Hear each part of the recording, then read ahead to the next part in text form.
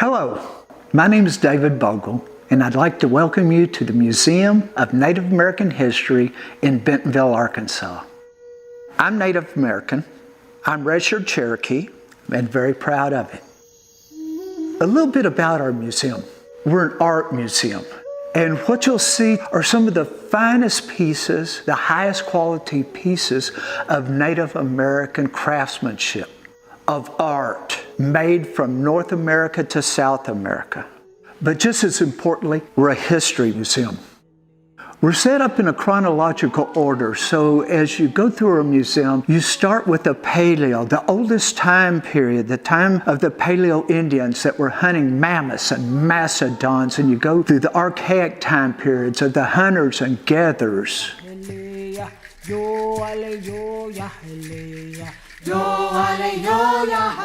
Clovis fluted points are considered to be the oldest flint artifacts on this continent. They are unique to the Americas.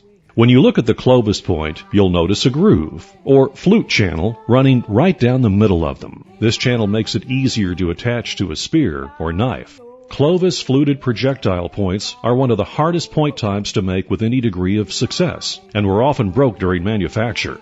Artifacts have been discovered at sites in Monte Verde, Chile, that have dates which archaeologists believe could be even older than Clovis.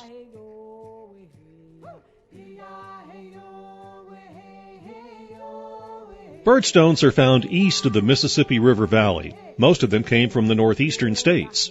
There are many unique variations in forms. Although we call them birdstones, it's possible the makers could have intended for some of them to be called other animals that were important to them. Birdstones are one of the great mysteries of prehistoric Native America. Each of these abstract stone carvings has holes on the bottom, presumably for mounting. Some archaeologists believe they were used for atlatl weights, but no one really knows for sure. Some could have been used for decoration, status symbols, or had a specialized utilitarian function. Through the woodland time period of when early man started farming and into the Mississippian times where they became more advanced and more socialized, cities started to develop.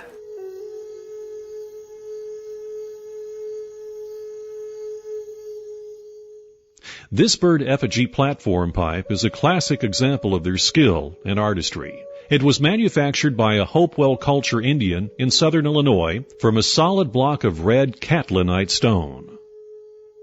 This ceramic vessel is known as a Havana Zone stamp jar, one of the most rare of pottery types. Usually woodland pottery does not last this long, and it is very rare to see one in this well-preserved condition. The decoration was made by carving and using stamps made of carved wood or clamshell, and impressing them into the soft clay vessel before putting into a fire to harden. This type of decorated pottery is called Nashville negative, and was used on late Mississippian sites. This water bottle was found at the Crossno site in Mississippi County, Arkansas. It was decorated in a unique and rare fashion called negative resist. To accomplish negative images, the design was not painted, but the background itself was. A resistant substance was applied, and when the vessel was fired, the design would appear in coloration consistent with the original clay. This gorget was found at the Parkin site in Cross County, Arkansas. It is made from a solid sheet of hammered copper with 2 holes for suspension around the wearer's neck. Embossed on the surface is a spider motif, a very important symbol to many Native American cultures. For the Mississippian people, the spider is usually indicative of a female and is thought to represent fertility, balance, and the center of the earth. This pot represents a young spotted white-tailed deer in a nesting position. The Quapaw Indians along the Mississippi River Valley used French or Spanish kettles as a model for some of their ceramic vessels and added the animal forms for a more personal touch.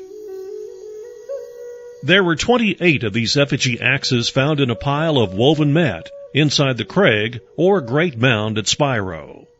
Many of these axes were broken up or incomplete. This is one of the few that were found intact. This is the only axe of its type that exists in private collections and is considered one of the rarest prehistoric artifacts found in North America.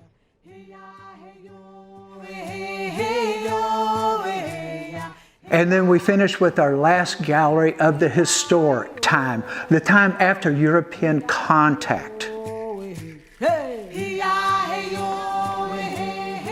In eastern North America, wooden pipe bowls were made from southern New England throughout the Great Lakes region to Minnesota, but only relatively few specimens have remained intact.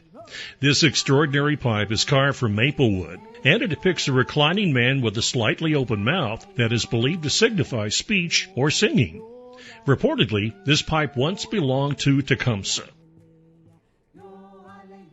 Some clubs were more than just an instrument used in battle. Many of them served a ritualistic role in dances or ceremonies. With intricately carved features, it is too fragile to have endured the abuse of hand-to-hand combat. The figure represents a wolf with an open mouth, sharp teeth, and the protruding blade is thought to represent a tongue. This club may relate to the existence of wolf clans in all tribes of the Great Lakes region, or to the frequent devotion to wolf spirits by the warriors, who used to sing wolf songs while on the warpath. I started from a small museum that I had built in my home in 2006, and in 2008 we acquired this building. We have added onto this building 4 times, and we continue to expand not only our building but our collection. And that's what we really do here. We use these fine pieces of art, but we teach history. People ask me all the time why I started this collection, why I started this museum. And for me, it's about that word Indian.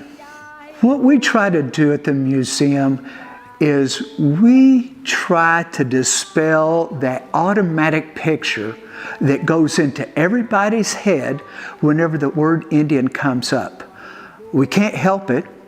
Movies, TV, it's all done to us, but what we try to do here is to expand your horizons, expand your knowledge, to experience all the history about what it took, the hardships, the joys that occurred to get us where we are today with me visiting with you.